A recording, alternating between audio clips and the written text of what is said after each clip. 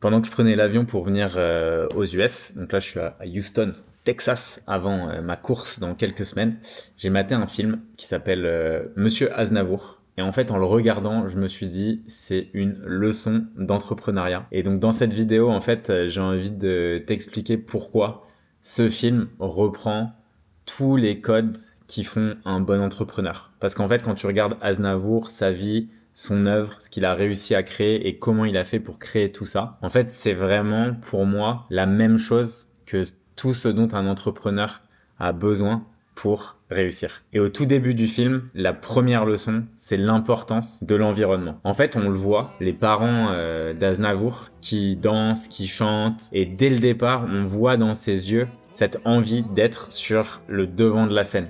Et ça, c'est vachement important et vachement intéressant parce que son environnement, en fait, va l'influencer à tout moment de sa carrière. Donc, on le voit quand il est très jeune, on le voit quand il est adulte et que sa sœur devient justement une chanteuse et qu'elle a une affiche à sa propre effigie. On le voit en fait quand il commence à côtoyer Edith Piaf et qui devient un peu son protégé. Mais en fait, à chaque étape, on va voir qu'il va, avoir un environnement assez fécond avec justement sa famille qui a un côté très artistique, mais aussi qui va savoir se créer son propre environnement pour atteindre ses objectifs. Et ça, c'est un point qui est super important. Parfois, en fait, tu peux avoir un environnement propice à la naissance, mais parfois, en fait, c'est à toi aussi de te créer ton propre environnement si tu veux réussir. Et donc, pour les startups, typiquement, moi, je sais que au tout début de l'Emlist, c'était un truc que j'ai adoré faire, c'était d'aller dans un incubateur,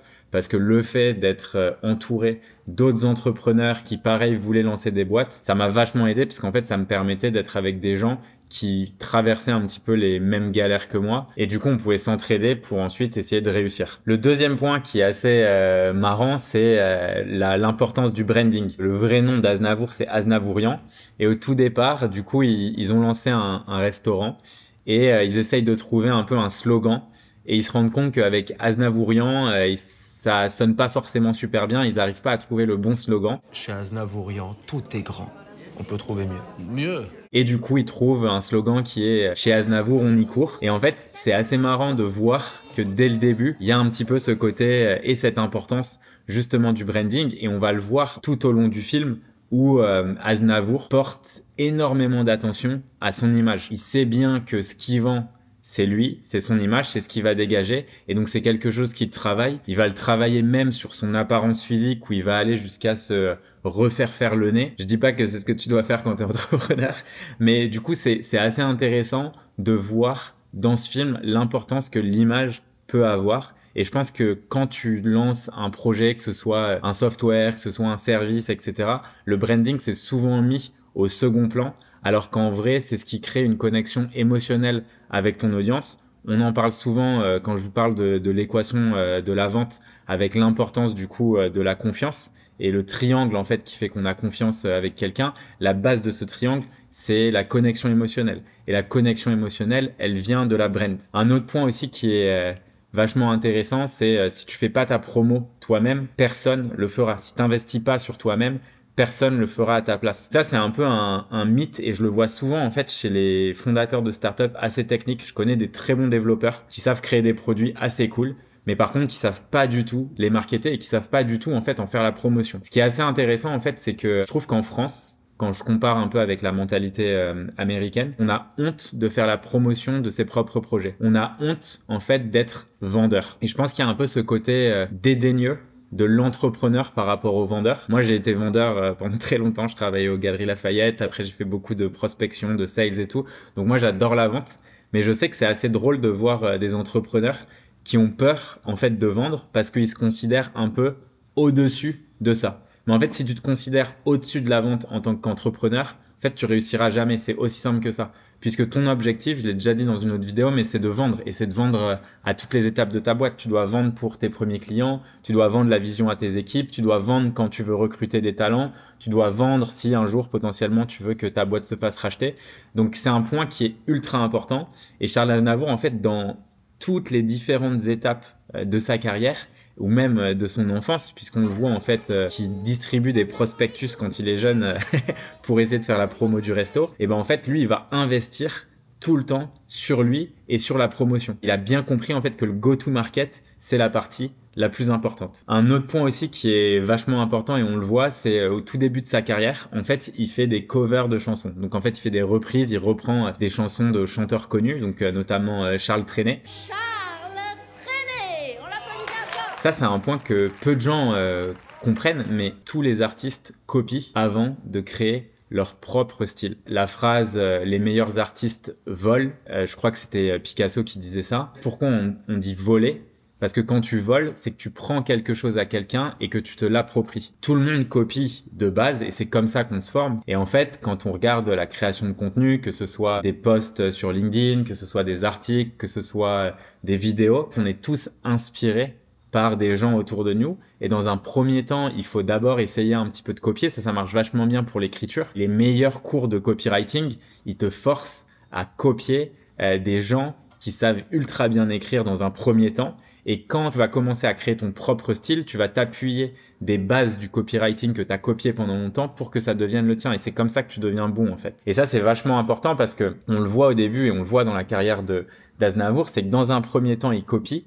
Et il copie plein de styles différents avant de se créer son propre style. Un autre point aussi, et ça on le voyait un peu dans l'autopromotion, mais t'es obligé de te prendre des portes pour réussir. Quand est-ce que tu vas me laisser faire autre chose que d'imiter Trenet? Contente-toi de faire ce que tu sais faire. Arrête de m'emmerder. En fait, ce qui est important, c'est même si, oui, t'es triste quand on te dit non, tu verras que Aznavour, il va toujours demander en fait qu'on lui donne sa chance. Et au bout d'un moment, ça va marcher. Et ça, c'est la même chose quand tu lances un produit, un service, une startup. T'es obligé de tout le temps faire ta promo, de tout le temps demander avant qu'on te laisse ta chance. Aussi, un autre point, en fait, pareil que j'ai déjà un petit peu abordé, mais c'est tu te fais jamais tout seul. Je sais qu'il y a des gens, en anglais, on dit self-made man, donc la personne qui s'est fait tout seul, quoi. Sauf que dans la réalité, c'est jamais le cas. Tu peux évidemment venir d'un milieu ultra défavorisé et réussir dans la vie, mais par contre, tu n'y arriveras jamais seul. Tu y arriveras toujours parce qu'à un moment donné dans ta vie, il y a quelqu'un qui t'a donné une chance ou il y a quelqu'un qui a cru en toi. Dans l'histoire du coup d'Aznavour, on voit qu'à plusieurs étapes, il y a des gens qui vont croire en lui et ça va être clé pour débloquer des nouveaux paliers de sa carrière. Typiquement, au départ, on a sa sœur qui l'adore, qui l'idolâtre un peu. Sa sœur va le pousser pour qu'il rejoigne un groupe un peu de chanteurs. Ensuite, il va rencontrer Roche, qui va devenir son meilleur ami, qui lui aussi va vachement croire en lui. Tout le monde dit que j'ai la voix voilée. C'est intéressant aussi, une voix voilée.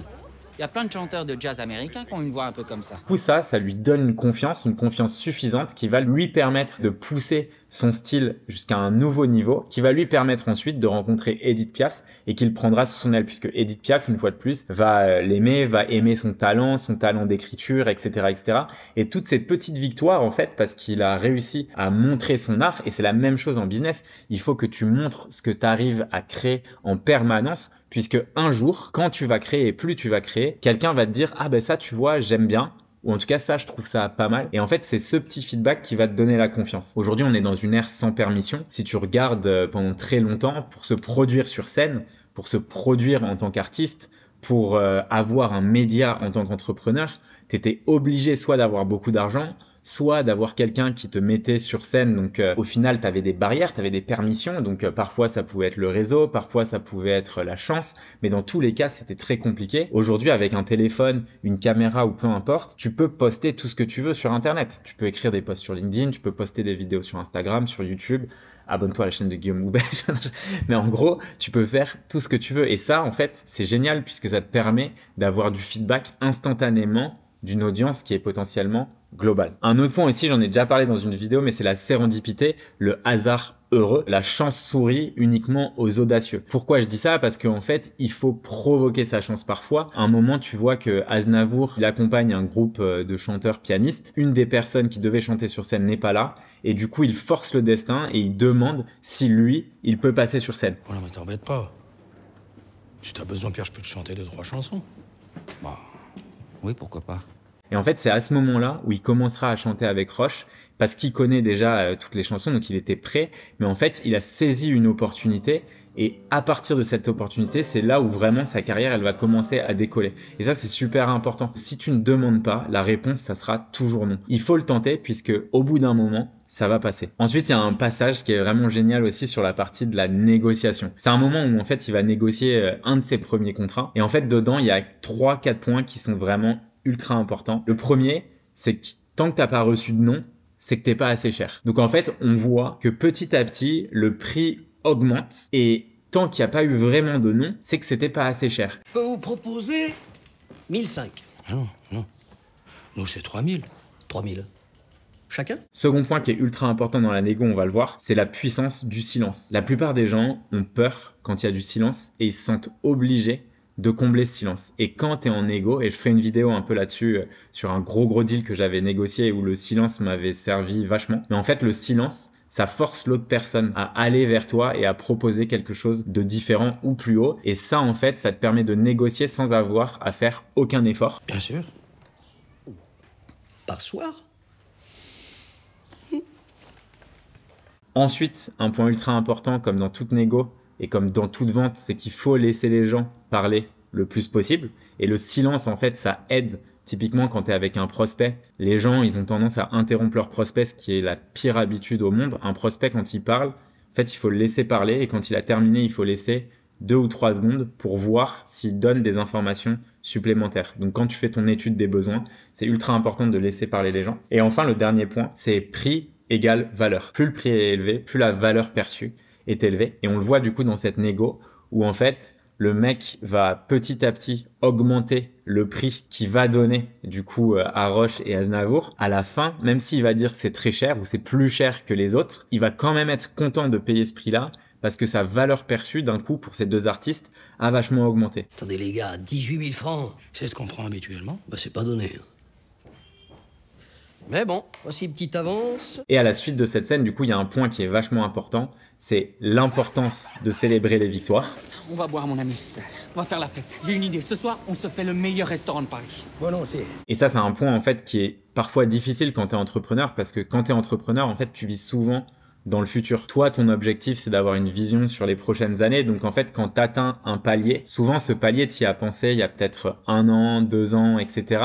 Et donc, tu es déjà excité par le palier d'après. Mais c'est super important de célébrer les victoires puisque ça permet en fait de créer une cohésion d'équipe et de renforcer en fait ce système de récompense que tu peux avoir dans ton cerveau où lorsque tu atteins un palier, si tu le célèbres, forcément en fait ton cerveau et tes actions donc vont être beaucoup plus motivés à aller chercher le prochain palier. Attends, ce soir? D'accord, on se fait plaisir. Mais le reste de l'argent, on va l'investir.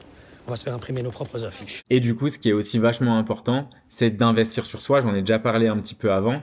Mais quand tu vois que Aznavour, il dépense de l'argent du coup pour acheter des affiches, etc. afin justement de grossir son audience et de prendre de plus en plus de risques pour grossir de plus en plus, ça c'est la meilleure leçon d'entrepreneuriat que tu peux avoir. C'est vrai que c'est un peu risqué, Charles, il a pas tort. Des risques, il faut en prendre dans ce métier, sinon on est mort. En fait, plus tu grossis, plus les risques que tu dois prendre doivent être importants si tu veux aller à l'étape d'après. Ça, c'est un truc que la plupart des gens oublient et c'est pour ça que beaucoup de startups deviennent entre guillemets des PME et je dis pas ça de façon négative. En fait, ça peut être très bien de vouloir faire une PME, mais si ton objectif c'est d'avoir une boîte qui est toujours en hypercroissance ou en tout cas qui a toujours de la croissance, c'est vachement important d'avoir ce goût du risque et de prendre de plus en plus de risques puisque une boîte qui ne prend plus de risques, c'est une boîte en fait qui au bout d'un moment va potentiellement se stabiliser et il n'y a pas de mal à ça, mais si ton objectif c'est d'être ultra ambitieux et je pense que si tu es dans une startup ou autre ça doit être le cas, il faut que tu continues de prendre des risques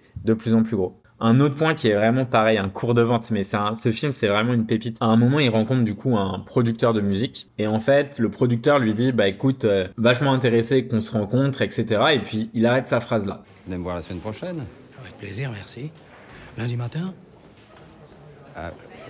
Oui, lundi matin, c'est très bien. Là où Aznavour est très bon, et ça c'est le truc le plus important quand tu fais de la vente, à la fin d'un rendez-vous avec quelqu'un, toujours avoir défini clairement l'étape suivante. Et l'étape suivante, ça doit être un rendez-vous pour discuter. Donc typiquement, j'ai fini une démo et la personne n'a pas mis sa carte bleue pour payer. Je te donne le cas de l'Emlist. Bah, qu'est-ce que je faisais à la fin de la démo? Directement, je disais, est-ce que tu peux ouvrir ton calendrier? Comme ça, on se cale une date. Et à cette date-là, du coup, on passera ton plan en payant et tu me diras tous les points sur lesquels tu as potentiellement buté et moi, je pourrais t'aider. Et en fait, ça doit être tout le temps fait dans une vente, c'est-à-dire tout le temps discuter de l'étape d'après. Après, il y a eu une scène qui m'a quasiment fait pleurer. Moi, je suis assez émotif quand je regarde des films.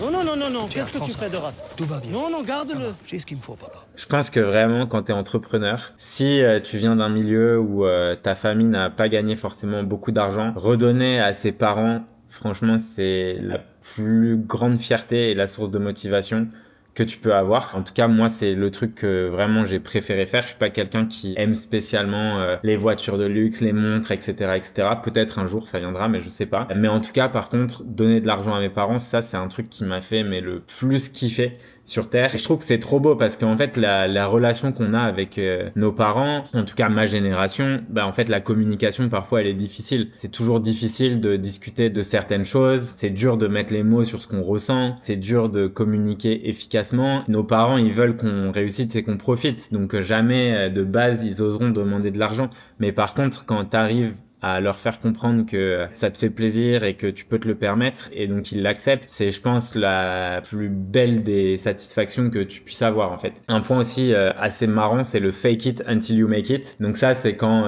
il arrive en fait aux États-Unis pour retrouver Edith Piaf et Piaf lui dit du coup d'aller au Canada. Je vais bien dire à Lantin qu'ils disent à tout le monde que vous êtes mes protégés et que vous avez un succès fou à Paris. De toute façon, ils pourront pas vérifier, pas vrai? En start-up, quand tu te lances au tout départ, on me demande souvent est-ce que tu dois mentir sur le fait que tu as des clients ou non? Moi, honnêtement, quand tu es convaincu de son service et que t'as pas forcément de clients au départ, je vois pas trop le problème de mettre quelques logos sur ton site et de dire que tu as déjà quelques clients. Le problème, c'est les gens qui racontent des conneries et qui mentent alors que derrière, ils apportent aucune valeur et qu'ils essayent d'escroquer les gens. Mais si c'est un petit mensonge, entre guillemets, pour réussir à signer tes premiers clients et tu sais que tu vas leur apporter énormément de valeur, voire plus de valeur que ce qu'ils espéraient, là, en fait, il n'y a aucun problème. Après, il y a un autre point aussi qui est assez intéressant par rapport à la vision du succès et l'ambition et les sacrifices que ça peut nous forcer à faire. Moi, je sais que typiquement, je viens pas d'un milieu qui est forcément très ambitieux, où j'ai jamais côtoyé des gens dans ma famille, il n'y avait pas d'entrepreneurs, il n'y avait pas de personnes qui avaient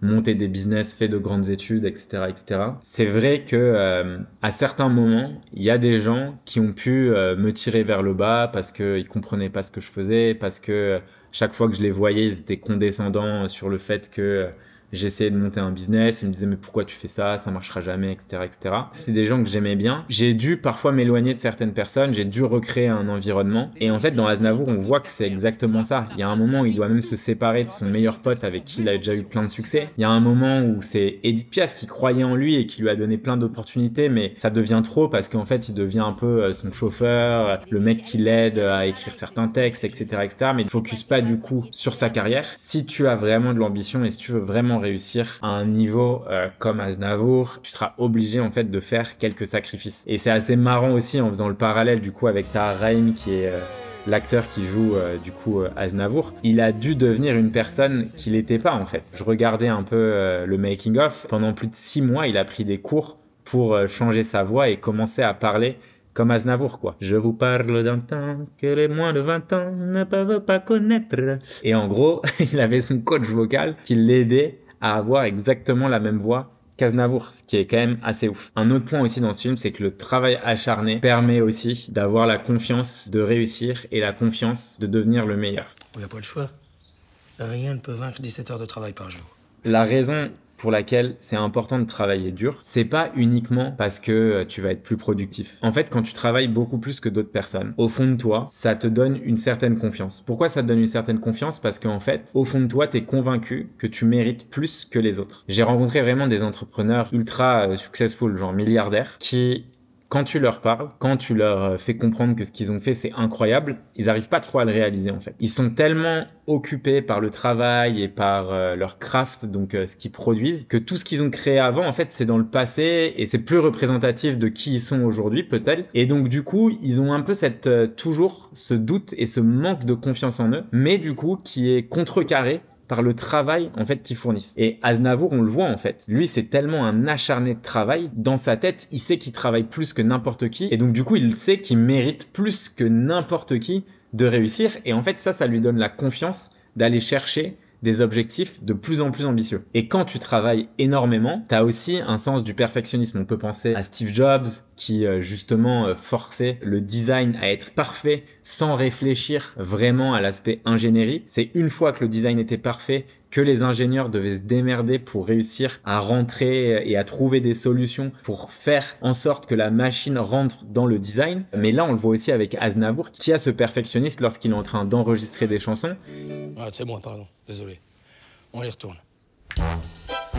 Et plus que le perfectionnisme, qui est vachement intéressant, c'est aussi ce qu'on va appeler la self-awareness. Il est conscient quand lui fait de la merde et il est conscient quand les autres font de la merde. Et ça, c'est vachement important.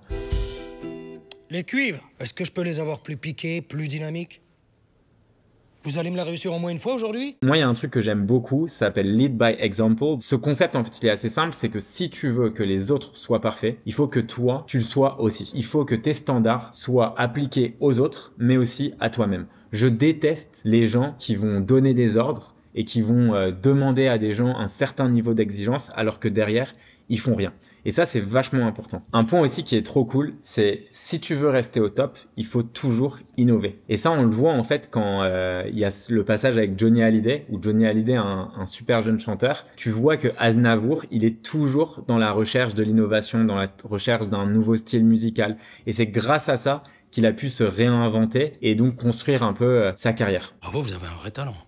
Merci. Il n'y a pas beaucoup de chanteurs de votre génération qui s'intéressent à moi. Si on n'est pas à l'écoute de ce qui arrive, on est mort. Ensuite, il y a un point que moi j'aime beaucoup et je l'ai fait tout au long de l'Emlist, c'est le build-in public. Donc en gros, tout ce que tu fais, tu le documentes en tant qu'entrepreneur, que ce soit ton chiffre d'affaires, que ce soit les paliers que tu atteins, etc., etc. L'avantage quand tu fais ça, c'est que puisque tu donnes tes objectifs un petit peu en public, ou puisque en tout cas tu montres au public les objectifs que tu atteins, ça te force en fait à rendre des comptes à ton audience. On le voit avec Aznavour quand il explique publiquement que du coup il veut le même cachet que Frank Sinatra et que c'est à ce moment-là qu'il arrêtera limite de chanter quand il aura atteint ça. Hey Frank, I'll keep singing in America until I have the same salary than you. Good luck. Et enfin, un autre point qui est vachement important, c'est que atteindre un objectif n'est pas une fin en soi. Quand il a le même cachet que Sinatra, là c'est vraiment, je pense, l'apothéose. Il a chanté partout autour du monde. Il a le cachet d'un des plus grands chanteurs américains et stars interplanétaires. Mais du coup, il se sent déprimé. Et ça, c'est vrai quand t'es entrepreneur et que tu vends ta boîte. Quand t'as un changement de situation qui est trop important, donc on le voit aussi avec les gens qui ont couru un marathon et qui avaient jamais fait vraiment de sport avant. En fait, quand tu as terminé ton marathon, tu peux avoir une petite déprime après parce que tu as atteint un objectif en fait et tu as tellement travaillé dessus que tu n'as jamais pensé à ce qu'il y aurait après. Et donc, en fait, tu as un vide qui se crée puisque tu as passé énormément de temps à travailler sur quelque chose et puis d'un coup, tu l'as réalisé. Donc, pourquoi je me bats maintenant en fait? Tu questionnes tout. Bah, regarde où t'es. T'as atteint tous tes objectifs, ça y est. C'est peut-être ça le problème. Et c'est ça qui est compliqué. On en avait parlé avec Ophélie dans le moitié-moitié. On a souvent des plans dans notre tête si on échoue. On se dit, bah attends, si j'échoue, je sais que je ferai ci, ça, et ça ira. Mais par contre, on n'a pas des plans de réussite. Et les plans de réussite, c'est super important. C'est qu'est-ce que je ferai si j'atteins en fait tous mes objectifs, qu'est-ce que je fais après? J'en ai parlé aussi un peu quand je faisais l'ascension de la montagne, mais c'est quand tu arrives à un sommet, en fait, tu te rends compte qu'il y a plein d'autres sommets. Et le plus important, en fait, c'est le chemin et pas les objectifs. Et aussi un point assez important, c'est ils disent si j'arrête, je meurs. C'est là où normalement je te dis qu'il faut que tu ralentisses. J'aimerais bien, moi. Mais si j'arrête, je meurs. Si vous vous rappelez World War Z avec Brad Pitt, en fait, à un moment, il dit Movimiento es vida. Donc le mouvement, c'est la vie. Movimiento es vida. Movimiento es vida. Je sais pas pourquoi il parle en espagnol, je crois que c'est parce qu'il est avec une famille espagnole. Mais en gros, le mouvement, c'est la vie, c'est exactement ça en fait. C'est le chemin, c'est ce qui a le plus d'importance. Faire un pas après l'autre, c'est lorsqu'on est actif qu'on vit. Si on s'arrête, on meurt. Pourquoi? Parce qu'en fait, si atteindre un objectif, c'était ça, l'intérêt dans la vie, en fait, ça serait. C'est pas ça. L'objectif, c'est juste une direction qui te permet de découvrir des nouveaux chemins. Mais l'important, c'est la découverte de ces nouveaux chemins à chaque pas que tu fais et pas l'objectif en lui-même. Puisque une fois que l'objectif sera atteint, t'en auras un autre et ainsi de suite. On le voit aussi avec Aznavour, c'est que toute sa vie, il est allé explorer sa curiosité. il voulait aller à l'étranger, il voulait avoir une carrière internationale, il voulait tester différents styles de musique, il voulait innover. Et ben en fait, à chaque fois, il a suivi sa curiosité et peut-être que il portait trop d'importance aux objectifs et c'est ce qui a créé un peu une sorte de dépression. Mais ça peut arriver. Par contre, l'important, c'est justement de voyager et de considérer que le chemin, en fait, c'est ça l'objectif et pas l'objectif en lui-même. J'espère que cette vidéo t'aura plu et je te souhaite une excellente journée. Bisous!